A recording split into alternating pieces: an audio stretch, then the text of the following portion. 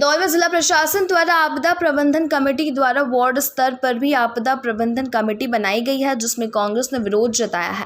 कांग्रेसियों का कहना है कि इस कमेटी में बड़ी संख्या में आपराधिक तत्वों को जगह दी गई है, जिसको लेकर आज बड़ी संख्या में कांग्रेसी विधायक और जनप्रतिनिधि इंदौर संभागायुक्त से मिलने पहुंचे और कमेटी का विरोध दर्ज कर कमेटी को भंग करने की मांग की है। अभी 2 महीने से हर चीज में फंस आ रहा है, भले वो बीमारी के अस्पताल नहीं मिल रहा हो या मतलब इंजेक्शन नहीं मिल रहा हो, ऑक्सीजन नहीं मिल रहा हो। और अभी दुर्भाग्य जो मुख्यमंत्री जी सपनों का शहर इंदौर में उन्होंने पूरे प्रदेश में बोला कि कमेटी बनना चाहिए, क्लासेस कमेटी, वार्ड कमेटी बनना चाहिए। वार्ड कमेटी के अंदर डॉक्टर होना चाहिए, सामाजिक संस्था होना चाहिए और जो वहाँ की संस्था अच्छा काम करती है उनको लो, वहाँ के डॉक्टर को लो, परंतु एनजीओ को लो।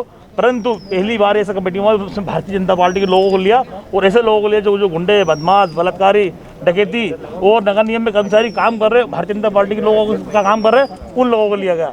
और कल का तो ऐसा दुर्भाग्य हुआ, कल एक अपराधी जो क्राइसिस कमेटी के अंदर था, रियाज शेख, उस पर हत्या केस भी चल रहा था, परंतु कल उन्होंने 3 दिन से लगातार ये बलात्कार का केस था चोरल का, परंतु 3 दिन बड़ी मुश्किल से उनके परिवार के लोगों ने सब दूर यहाँ से वहाँ भोपाल तक बोला, तो उसके बाद कल जाके केस दर्ज हुआ और वो भी इस कमेटी का मेंबर है और उस पर भी केस दर्ज हुआ, उसको भी नहीं हटा रहे।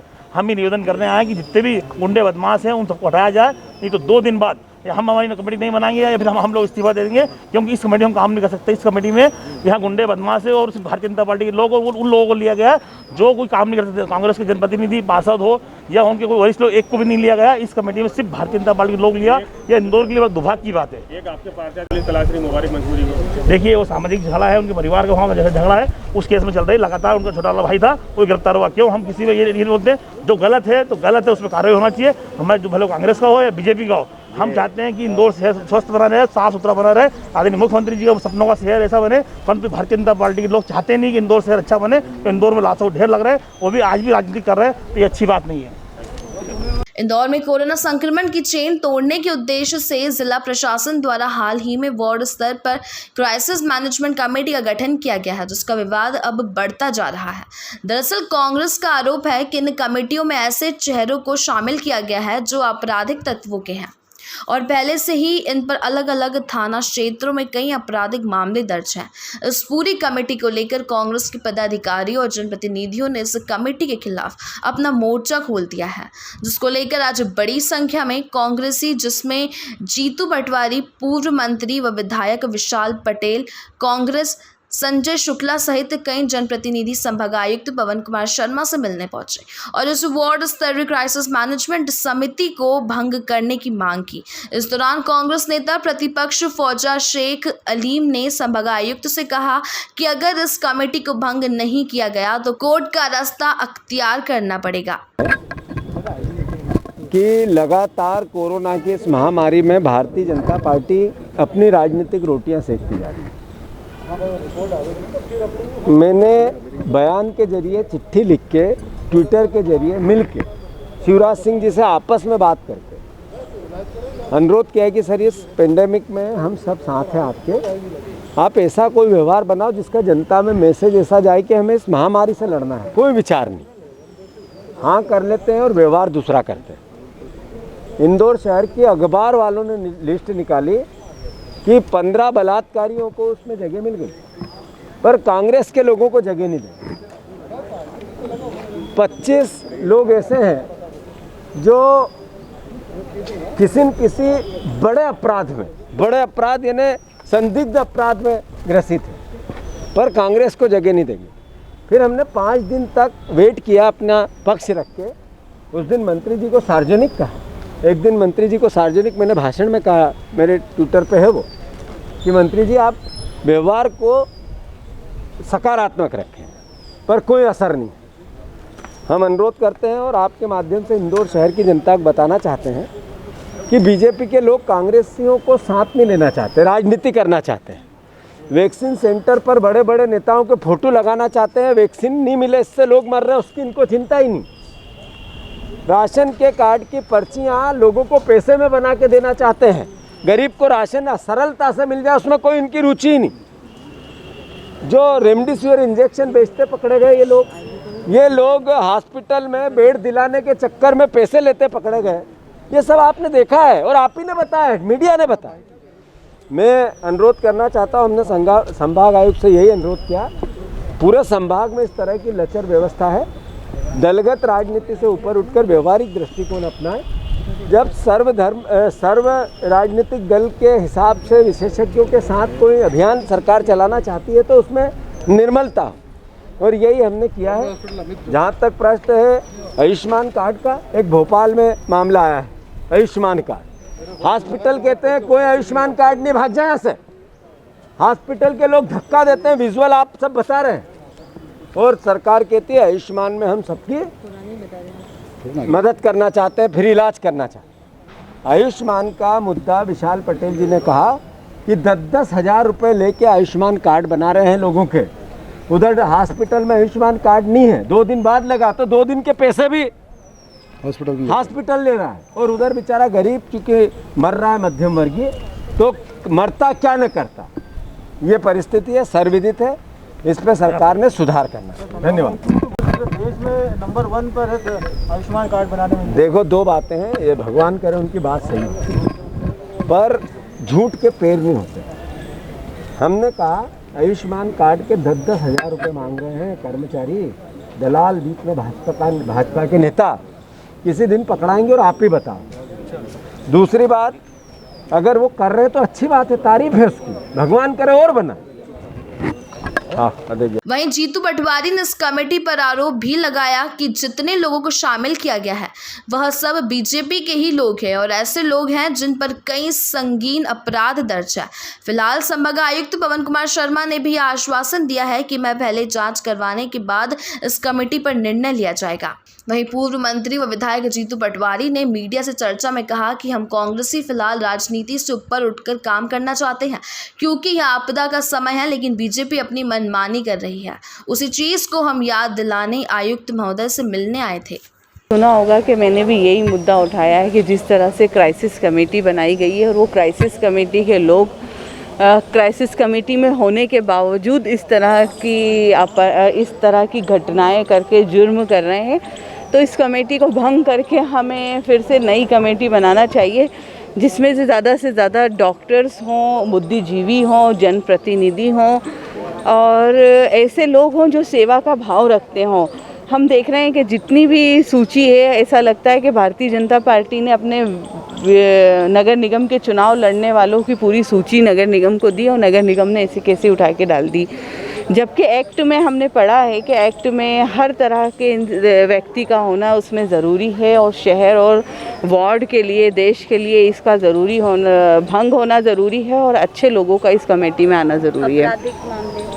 आपराधिक मामलों में जिस तरह से आपराधिक मामले हम देख रहे हैं कि कोई चोर है, कोई मर्डर करने वाला है और अनेकों अलग अलग तरह के उन पे केसेस दायर हैं, उसके बाद भी पर ये अच्छी बात है कि संभाग आयुक्त ने इसको बहुत पॉजिटिव लिया और बहुत गंभीरता से इस विषय को सुना, चाहे वो राशन पर्ची में भीड़ लगाने का हो, चाहे वो आपराधिक श्रेणी के लोग समिति में आए हों, चाहे वो आयुष्मान कार्ड के जो अस्पतालों में पैसे लिए जा रहे हैं उसका हो, और चाहे वो वैक्सीन जो शहर के लोगों को, देश के लोगों को नहीं मिल रहा है और एक भ्रम फैलाया जा रहा है कि 18 से ऊपर वालों को भी वैक्सीन मिल रहा है, अब हम बहुत जल्दी निकल जाएंगे। ऐसा कुछ नहीं है।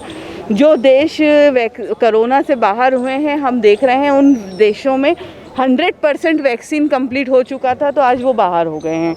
तो हमें भी इस तरीके का करना चाहिए और हमारे प्रधानमंत्री को और मुख्यमंत्री जी को अल्लाह सद्बुद्धि दे ऊपर वाला, कि उनको अकल आ जाए और वो लोगों के लिए जल्दी से जल्दी वैक्सीन लाए, क्योंकि हमारे देश में और हमारे शहर में और हमारे लोगों ने बहुत जानें गंवा दी है, चाहे वो दवाई को लेके हो, चाहे वो बेड को लेके हो, चाहे वो वैक्सीन को लेके हो, चाहे वो ऑक्सीजन को लेके हो। हमने सबको अपना दम तोड़ते हुए अपनी आंखों के सामने देखा है और हम कुछ कर नहीं पाए। ऐसा समय ऊपर वाला जल्दी से जल्दी समय ख़त्म करे और जो सत्ता में बैठे लोग हैं उनको सद्बुद्धि दे ऊपर वाला। मैम, अभी बैठक में सेशन में जो पोस्टर बैनर की बात हुई थी, बीजेपी के कुछ पोस्टर बैनर जिसको लेकर भी कुछ बात हुई थी, तो किस तरीके की वो पोस्टर बैनर हटाने? देखिए, पोस्टर बैनर अगर हम लगाते हैं तो हम इस बीमारी में मखौल उड़ा रहे हैं, हमारा भी और हमारे लोगों का भी, क्योंकि ये समय नहीं है कि हम किसी भी तरह की बीमारी में और अपनी राजनीति चमकाएं या अपने लोगों को आगे बढ़ाएं। अभी हम एक दूसरे का हाथ थाम के आगे चलें और कोई बैनर पोस्टर की राजनीति नहीं करें। और वैसे भी एक्ट निकल चुका है और पूरे नगर निगम के परिषद में इसको पास किया गया था कि एक्ट की राजनीति अब इस शहर में नहीं होगी। उसके बाद भी भाजपा वाले फिर से वही दोहरा रहे हैं और उन्हीं का ही पास करा हुआ एक्ट है, बजट वो है, विषय है। मुझे कांग्रेस का प्रतिनिधिमंडल मिला था, उन्होंने कुछ बिंदु मुझे बताए हैं और कुछ नाम दिए हैं। मैं नगर निगम कमिश्नर से इस संबंध में चर्चा करूंगा और जो भी रिपोर्ट लूंगा और उसके बाद आवश्यक कार्रवाई करेंगे। एक सर चंदन नगर का फरार जो वांटेड है जो कि आपके सामने मुबारिक मंसूरी नाम है, जो चंदन नगर पुलिस उसे तलाश रही है, वो इस कमेटी में है। मैं नहीं पहचानता यार, मैं नहीं जानता, इतने सारे लोग हैं, मैं पहचानता नहीं हूँ। सर वैक्सीनेशन को लेकर कब तक हालात ठीक हो सकते हैं? स्लॉट बुकिंग में भी काफ़ी असुविधा का सामना करना पड़ रहा है। देखो, जैसे कल भी हमें 60,000 वैक्सीन और मिले हैं इंदौर के लिए, तो वैक्सीन की सप्लाई बेटर हो गई है। तो जैसे जैसे वैक्सीन अधिक मात्रा में आता जाएगी, ज़्यादा मात्रा में लगेगी भी और ज़्यादा स्लॉट्स भी हम ओपन कर लेंगे। सर क्या सेंटर्स बढ़ाएंगे फिर उसके बाद, क्योंकि अभी शॉर्टेज ओनली गवर्नमेंट हॉस्पिटल में ही हो रहे हैं? देखिए, अभी मैंने कहा ना, कल जैसे 60,000 मिली है मुझे और 1 लाख का था कि और मिलने वाली है, तो जैसे जैसे उपलब्धता बढ़ेगी हम फिर स्लॉट भी बढ़ाएंगे, क्योंकि हम चाहेंगे जल्दी से जल्दी ज़्यादा से ज़्यादा लोगों को हम इसे लगा सकें। सर इसमें 2 इशू हैं, एक तो ग्रामीण इलाकों की कई भ्रांतियाँ उनमें पहली बात, दूसरी बात ये सर हम देख रहे हैं कि अभी कई लोग जो रजिस्टर्ड नाम होने के बाद आ नहीं पाते, तो रोज़ाना एक सेंटर से 5 से 10 वैक्सीन जो है वो ख़राब हो जाती है और ये अवसर नहीं मिल पाता। इसकी भी क्या कोई विसंगति दूर? हाँ, ये बात आई थी कि अगर एक वाइल खुल गई और उसमें मान लो 3 लोगों को लगी और 7 लोग नहीं आए, तो इस पे हमने चर्चा की थी कल, और जेडी साहब तो हमने व्यवस्था की है, अभी उसमें व्यवस्था नहीं है, उसमें जो ऑनलाइन अपना ऐप है, तो अभी हमने कहा है कि जो एलिजिबल आदमी है और किसी अन्य डेट पर अगर वो रजिस्टर्ड है, अभी उसको बुला लें। जैसे पहले उसी स्लॉट पर हमने व्यवस्था की थी, तो हमने इस पर भोपाल से माननीय मुख्यमंत्री जी ने भी कल बैठक में निर्देश दिए हैं कि अभी उसको कर लें। 5 लोगों का जो ऑलरेडी एलिजिबल है और किसी अन्य डेट पर है, उनका कर लें, और हम पोर्टल पे चेंज करवाएंगे। तो ऐसा होगा कि इसका वैक्सीन का जो वेस्टेज है वो 0, क्योंकि 7 खराब करने से अच्छा 7 किसी ठीक को लगा दे। तो वो व्यवस्था माननीय मुख्यमंत्री जी ने कल निर्देश दिए हैं, मुझे लगता है ऐप में चेंज हो जाएगा, तब तक हम उसको आखिरी वैक्सीन का ऑफलाइन में बुला के लगा दें। सर भ्रांतियाँ हैं सर कि बुखार आ रहा है, तबीयत खराब हो रही है, वो लोग हाँ कुछ जगह है, पर अब भ्रांतियाँ थोड़ी कम हो रही हैं, क्योंकि इस सेकेंड वेव ने हमको ये सिखाया है कि वैक्सीन लगवानी चाहिए, क्योंकि जितने लोगों को वैक्सीन लगी, सौभाग्य से किसी को कोई सीरियस नहीं हुआ, सौभाग्य से। तो मुझे लगता है कि वैक्सीन का पॉजिटिव इफेक्ट है, और सभी लोग इसमें, मुझे लगता है even media is now contributing कि ज़्यादा से ज़्यादा लोग लगाएं, तो वैक्सीन की जैसी सप्लाई इंश्योर होगी, लोग लगवाएंगे। Thank you. फंगस को लेकर क्या स्थिति है, कितने लोग आ चुके हैं और कितना भी डेथ हो चुकी है? देखो, डेथ का भी मेरे पास आंकड़ा नहीं है, कल 124 की संख्या मेरे पास आई थी, कुछ इसमें और बढ़ोतरी हो सकती है कुछ अस्पतालों की, ऑल ओवर ये संभाग की जानकारी 124 की कल तक थी मेरे पास। एक कमेटी आप लोग को पता होगा मैंने गठित की है, जो ये देखेगी कि क्या कोरोना के इलाज के समय कुछ ऐसा किया जा सकता था जिससे कम होता, क्या स्टीरॉयड का ओवर यूज हुआ, क्या डायबिटीज़ उस समय कंट्रोल नहीं हुई, अगर आप स्टीरॉयड दे रहे थे, डायबिटीज़ बढ़ रही थी तो इंसुलिन लग सकता था। ऐसे ये तकनीकी बिंदुओं के लिए मैंने 6 डॉक्टर की एक कमेटी बनाई है, 3 सहयोगी बनाए हैं। कल 48 घंटे का समय दिया, आने वाले कल तक उसकी रिपोर्ट आ जाएगी। सर शॉक कर रही है क्योंकि एमवाई में 53 पेशेंट भर्ती हैं, लेकिन दवाइयाँ तो है नहीं, कैसे? देखिए, मुझे रात को 100 वाइल प्राप्त हुए हैं, मैं आपको बताता हूँ, 500 वाइल का और संभावना है मिलने की। तो गवर्नमेंट अपना सर्वश्रेष्ठ ट्राई कर रही है और इतनी कोशिश में है, तो जितनी वैक्सीन उपलब्ध होगी वो हम कर रहे हैं। पर अगर इसमें भी एक चीज़ है कि अगर डिटेक्शन अर्ली हो तो उतना वैक्सीन की आवश्यकता नहीं पड़ती। आपको मास्क उतर गया, उतनी उसकी आवश्यकता नहीं पड़ती है कई बार ज़्यादा की। जैसे अभी सुपर स्पेशलिटी में परसों 2 लोग मिले जिनके दांत पे काला धब्बा था, क्योंकि अभी हमने एक फॉर्मेट बनाया है कि जितने भी कोरोना के मरीज हॉस्पिटल में हैं सबका रोज़ चेकअप होगा। रोज़ चेकअप होने से क्या है, आप उसका अगर मुंह भी देख लोगे तो आपको अर्ली डिटेक्शन मिलेगा, क्योंकि वो पहले मुंह में होता है, मुंह से दांत में जाता है, दांत से जबड़े में जाता है, जबड़े से नेसल में जाता है, नेसल से ऊपर आई की तरफ जाता है और आई से ब्रेन में जाता है। तो अगर डिटेक्शन अर्ली होता है तो बिना जो वो एम्फोसिटिसिन दवाई है उसके बिना भी इलाज हो जाता है और पार्ट रिमूव नहीं करना पड़ता है। तो अभी अर्ली डिटेक्शन और जितनी दवाई हमारी उपलब्ध हो रही है, government is really trying very hard. आ भी गई है कुछ दवाई, अभी डॉक्टर्स बैठ रहे हैं कि किन सीरियस मरीजों को उसका इस्तेमाल आरंभ किया जाए।